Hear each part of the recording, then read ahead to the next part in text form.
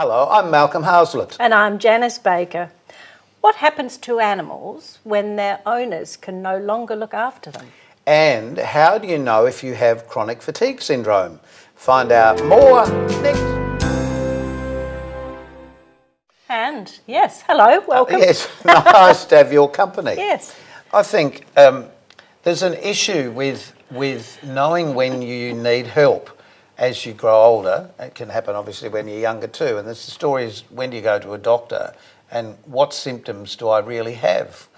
So we've asked a friend of ours, Jim Paterson from The Borderers, to join us to tell you his story. Jim, welcome back to the program. We're talking to you about something completely different to the last time we spoke Yeah, that's what to Monty you. Python said the last time I saw them. Well, normally everything about you is music, your energy level, jumping about.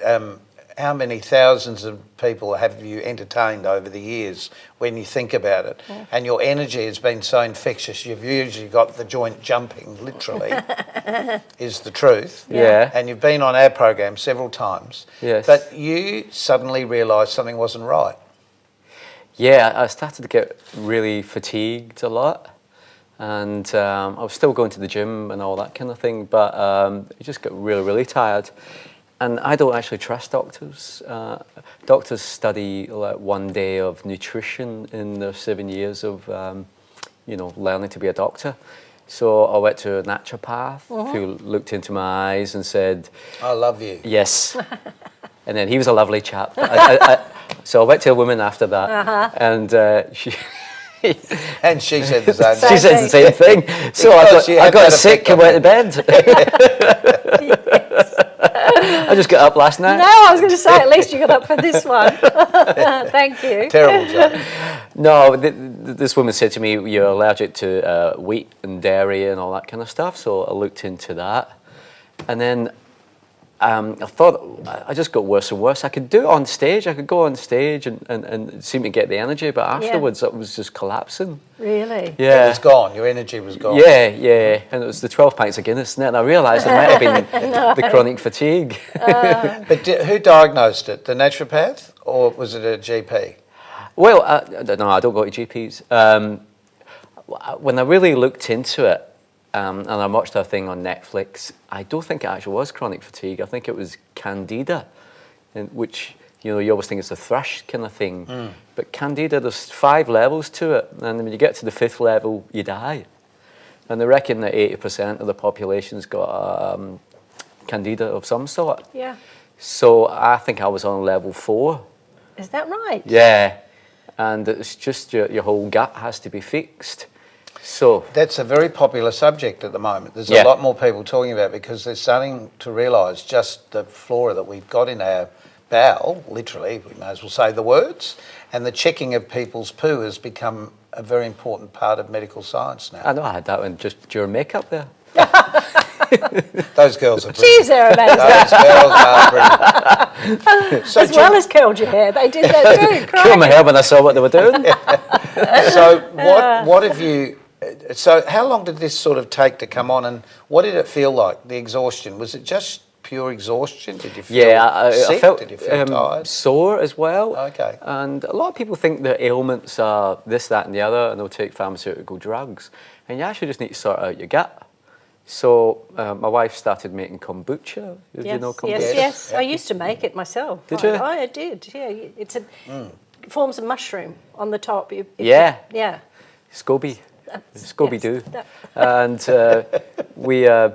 so I took a lot of that, and then I cut out sugar, because candida lives on sugar, and cancer lives on sugar. So, when my mum was dying of esophagus cancer, they said to her, have a jelly and ice cream and all this stuff. And that's the worst thing for cancer. So I cut out sugar, which is hard, because potatoes has got sugar in it, sweet potatoes. So much, well, you can't buy any pre-prepared food because virtually everything's got sugar. Tomato sauce. Yeah. So it was quite hard for that, but once... Cut it all out. And then I found a company in America that got a thing called Candida Cleanser, and it's these tablets. And when you take the tablets, you have to take it with high-fat stuff like cheese and nuts and things like that. And but you feel worse because you're detoxing and you're just like you feel, oh my God, I'm dying now. Yeah, yeah. But then I got Came better. through it. So let's just go through the symptoms you felt you had. It was you had the energy level when you had to turn it on. Yeah, you had to, yeah. Because you're a performer and because that's the way we all think, we turn it on when we have to. Yes. But then afterwards, it was just this sudden drop, was it? Oh yeah, yeah. Once the adrenaline, went down, you're just depleted. No, But getting up in the morning, was you couldn't get up. Couldn't get up in the morning. No, everything just felt sore as Yeah. well. Oh, okay. Well, how long after you'd performed, for example, did it take for you to feel like you could get up and do it again? Oh, I mean, if you're performing the next day or the next night, you could do it. But if you're not performing, it'd be hard to get out of bed. So because we have this background and this discipline in our lives, we found it easy. But if you're a regular person who just didn't have these sort of pinnacles of life to have to jump up to all the time, Yeah. Find, yeah. do you feel it's difficult for them? Do you know anybody else in the same situation? Well, as I said, 80% of the population's got candida, and it's just you might be level 1, so you think, oh, it's this and that, and when I go back to Britain, I know so many people was taking 12 different tablets, and they're all counteracting each other. Yes. What you got to do is bone broth was a great one. Bone broth? Old-fashioned bone broth. Yep. Where you make your soup. Yes. Yeah. The But inside with of it. organic stuff. Yep. And organic food was a major part of it as well. Is that the chicken broth, the old Yeah. chicken soup? Chicken soup for the soul. Concept, yes. Yeah. Wow. So it's gone back to the old-fashioned ways that we used to do. We recently had a physiotherapist on the show who, Yeah. in fact, has treats in a slightly different way to the general physiotherapy, believing that so many things can be cured by just finding the root of the problem that's Yes. already there in the body. Yeah. Now, look, while we're not recommending to anybody watching that you don't go and see a GP, because clearly a lot of things you do need to go and see a GP for, but these are just examples of people's lives who have had something happen and have looked for an alternative treatment and it's working for you. Well, Hippocrates, I think he played for Brazil in 1974. He's a great player. He said, let food be thy medicine. Yes. And I think that is the way. We've just got too far away from it with processed food, and we've just got to go back to the old-fashioned stuff. Well, Yeah. again, whether it's, I don't know if it's our age group that we're looking for those Our sorts of age things. group? Your age group? Well, as you're the senior member on the couch, It's all right.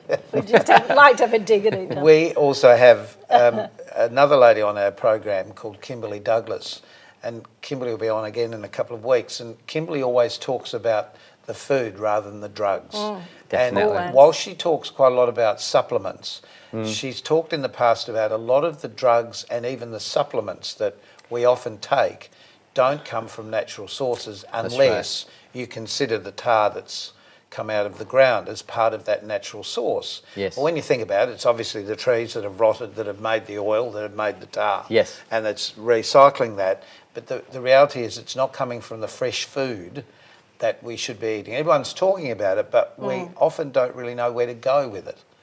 Well, the soil's been depleted over the years, and so many genetically modified stuff all over the shop as well, isn't there? But you never had a problem with all this before, did you? No, I mean, but I grew up in Scotland where it was, my mum worked in it was called Farm Foods over there. It was all it's a frozen stuff. Everything was frozen. So we had frozen pizza, frozen pies, frozen chips. The diet was terrible, It's only when I moved to London in 1986 I realised there was a thing called vegetarianism, I couldn't even spell it. Fresh food. Yeah. So tell us what's happening with music. Has that affected you playing? Well, it did because I decided to write a musical instead. So I've been writing a musical with a guy called Chris John from Splash Theatre. Yes. And That's someone we must get on the program because Chris has done a brilliant job keeping theatre alive. yeah, well, he used And to work touring with the all over the Wiggles and country. Play School Yeah. and all this Okay. stuff. Yeah. But we've written a musical on an Australian boxer, Les Darcy. Brilliant. And I'm sorry. Oh no, but these are stories that most people don't know about, people like Les Darcy. We call it the unsung hero because he in the first part of the last century, there was Donald Bradman, Les Darcy, Farlap, Yes. but then he's been forgotten. He has, but he used to do like tent shows and travel the country boxing, taking Yes, I remember seeing photos yeah, of taking on all comers. So this album, which looks to me to be, how many CDs are in here? 46. 46. Yeah, 46. 5,000 songs and 46 albums. It's absolutely fantastic. I don't Great know bargain. Really heavy. how did you cram all that onto just 2 CDs, is all I can say. And I'll just be very clever here and just show you, because it all opens up. Oops, like this. I love the skirt you're wearing. Yeah. And the CDs are in there. CD and the Oh, DVD. oh. That's right, yeah. All of We're that. selling it cheap now. No, but this is how I found out about your situation, Jim, because I saw you, because you're very active on social media and in emails and stuff, and I saw you explaining that you were sort of slowing down a little bit.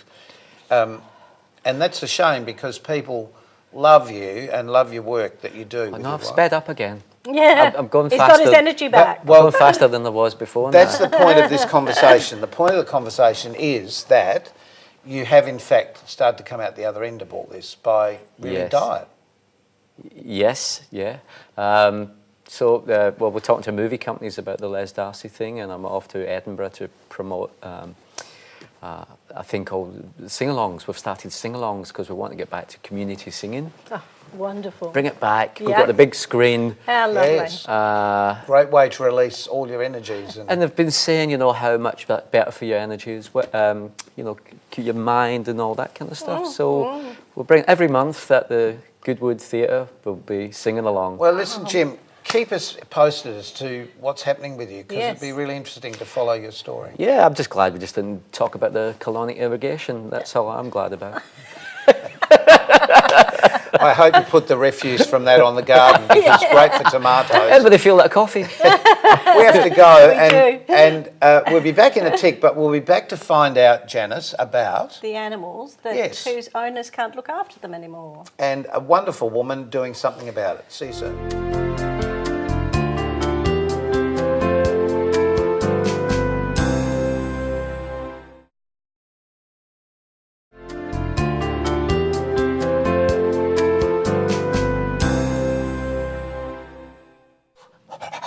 Oh my goodness, I hate when you do that. It's like you're having an episode. Please.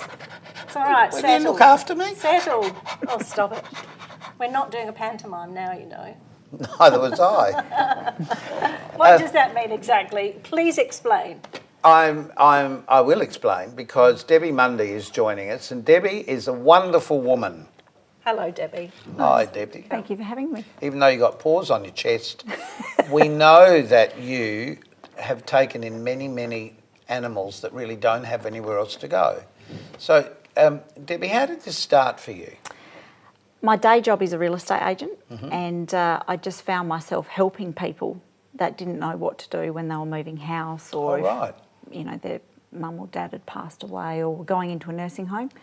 So I thought there's a need for it. So I did all the right channels and set up a non-for-profit. Is this any animal? Is it purely dogs and cats, or is it birds and When I fish? first started, it was pretty much everything, Janice. Yeah. But then I realised that it was such a big task that I had to narrow it down to something that I could do properly. Yeah. So we kept it as a small breed dog rescue. Okay. Yeah. Okay. But what an interesting position you were in there to discover this, because it's not something you would normally think about, is it? No, not at all. Particularly perhaps for older parents who are moving into some form of respite or permanent home or whatever. So what size dogs do you take, Debbie?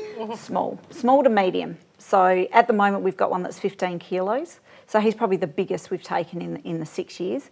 So our carers like the smaller breed. It's what we know best, and they're happy in the homes, and we can, rehome them fairly easily. Happy in the homes. So Foster homes, yeah. Right. Yeah. So I have anywhere between 6 to 10 foster carers, and so when they come in, we get them vet assessed.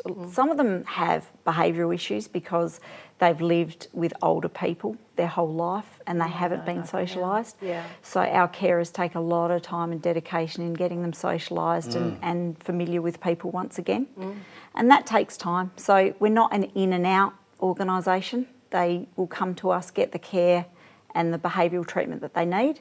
To be able to then pass them over to Yeah. another family. Yeah. So you don't have 100 dogs running through your house. Not quite 100. How many do? How many do you have? At the moment, I've probably got about 10. 10 at home. 10. Do you have children? No. They're your children. They'd have to be. And what about feeding them? Because I know I have 2 cats and they'll eat me out of house and home. It is expensive. We do have Bucket of Beef who came on as a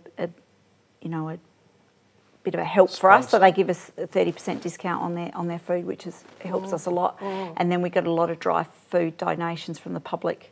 So without them, we wouldn't be able to do it. Wow. Yeah. So for people who are looking, who may feel they'd like to support you, you can very easily find you because you have a website which is? movingpaws.org.au. And on that website, we found a whole lot of pictures and articles and all sorts of stuff. So let's just have a look at some of the things to identify this and to also give people a bit of a background. Sure. So where was this article? So that was pretty much the first promotion that Moving Paws got. I started in September 2011 and that was posted in the local Messenger in 2012. It's here in South Australia? Yeah, yeah. So basically they found me as a real estate agent and then what work I was doing. There's some more of those lovely little pooches. Obviously these are different articles because people have caught on to what you're doing as we did and said, oh, we really need to tell other people this story. So that's a bit Like about your pooch. Yeah. each year we have one major fundraiser. So that was our high tea. And it was basically just saying the rehabilitation and the extent that we go to help our dogs. That particular dog had 2 knee reconstructions. Oh, right. And here's an award that if you look very carefully, you're not out of focus on your right hand. What was the award for? So that was presented by the Real Estate Institute of South Australia. So that was a community service award. Oh, well done. Oh, fantastic. No, good on you. Fantastic. Now, some of these dogs, well, all of the dogs, I guess, can be fostered out. What does that really mean? Is it your dog for life? No. So you help that dog find its forever home. Right. So you're still looking for the forever home for the animal. Yeah. I get it. So you're just the in-between. Right. So, I don't know that I'd be able to give it up. no. Come on, I'll look after you. Yeah. No, you can't go anywhere but how else. many can you look Well, after? no, that's That's the right. real question. Isn't it? Yeah. Most fail once. Really? Yeah. And keep the animal, do you mean? Yep. Yeah. Because pets really are such an integral part of our family structure, aren't they? And sometimes they just connect. Yeah. And they tell you that they've found their home. I have never told this story on the program, but as an example, in my theatre, one night this little tiny cat about standing this high came to the front door of the theatre and was stretching itself up and crying like a baby.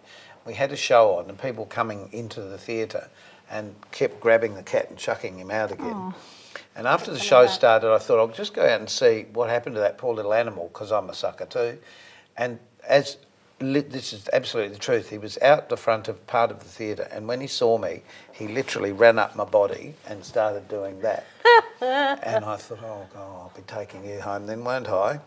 And I was concerned because I thought this could be somebody's pet and I don't want to take the pet out of its, where its home is.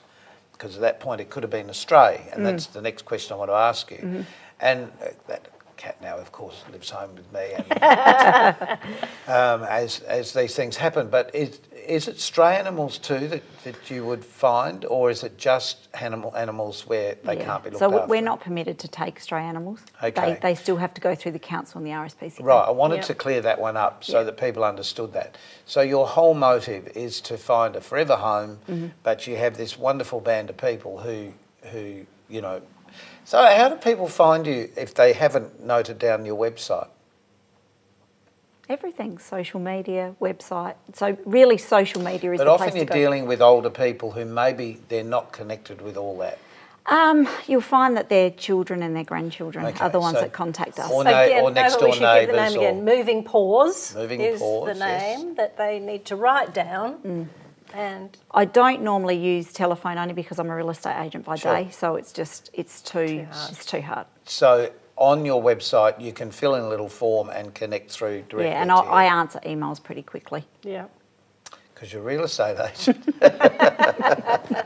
and you know, I just find that a really amazing connection. It's funny in life how you can be doing one job and it makes you really aware of something else that needs Just falls attention into it. that isn't a job but just needs attention, and the need for us to be human and connect, isn't it? It really is when you think about it. Yeah, absolutely. So, Debbie, obviously we've explained that to people. If people would like to donate any foods or stuff that's obviously appropriate, may have had a dog that's passed away and Yeah. they brought up big, again, they can reach you through the website. Through our website, absolutely. And the long term for you, do you think this is going to continue? Is there a point that you feel, I've got to pass this over to somebody else? And do you know if there are people... No. loves it. Do you know if there are people interstate doing something similar? Absolutely. There is rescue organisations all over Australia, and without them, the euthanasia rate would be so much higher. So this is completely different to... The dog pound. Yeah, the pound. Completely different, because they're not sitting there for days on end and then probably not getting a home. Yeah. You are finding homes for Yep. these little dogs. Yeah, and they're active, they're living a life. Yeah. So they're not in a concrete pen. Cage. Yeah. And they're being loved the way they're Oh, supposed absolutely. to be. How do the animals cope though? Is it a short-term turnabout for them?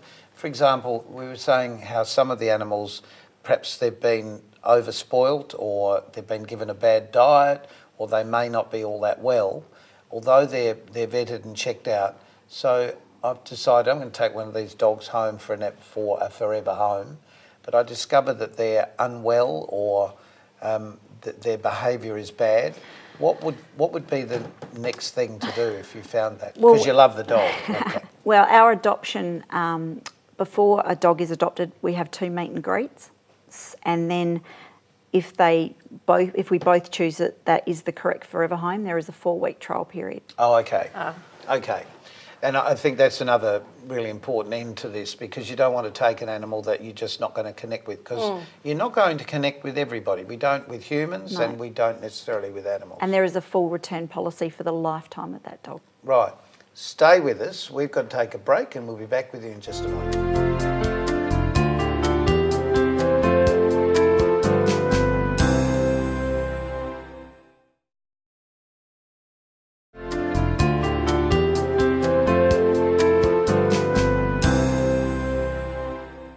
Welcome back. Do you need a puppy? I've got 2 cats. Yeah, that's probably not a good idea for you then. I used to have a cat and a dog together though. I had a Pekingese cat and a dog. It was hard to tell which was which, really. That is just a brilliant thing you're doing with the animals, and congratulations to you and all of those people that are working as your, what do you call them? The Moving Paws team. No, oh, your moving paws team. Yeah. No, but you call the people that look after... Foster carers. The foster carers. Same as children. Fluffy children. Yes, good luck with that. I hope that continues to do what you really set out to do. And the fact that it's a not-for-profit, you realise you're putting your own time into that. And the reward is what? It's not... Good for Giving the heart. giving back. It's giving back Yeah. to the community, plus it's also giving, the dogs a second chance. Yeah, well, thank you so Wonderful, much. wonderful. On behalf of the dogs of Australia, and we know who wrote that jingle. Jim, and thanks for coming in with your information too, because sometimes we just get a bit carried away with thinking that every treatment has to be the same for everything, sort of thing. Yeah. But even though, too, we thought we were talking to you about chronic fatigue, it isn't, as it turns out, that it is candida. Yes. So, which is, I hadn't expected to hear that from you, to be honest. No, but very interesting. When's your next show? When can we have a sing-along? If you're living in Adelaide, here's some good advice. June the 15th. June the 15th. There we Yes, go. at the... Goodwood Institute Theatre. And we're bringing back community singing and... Fantastic, yeah. fantastic. How much is that doggy in the window? That's a big one. Oh, there you Time go. for us to go. Keep yourself nice until Thanks, we see Jim. you next time. Yes, thank you so thank much you. to our guests. Bye, everyone. Bye for now. Now, I would really like your help out here today. You may never have heard this song before, but I'm sure you can catch on very quickly. I'll show you how it goes.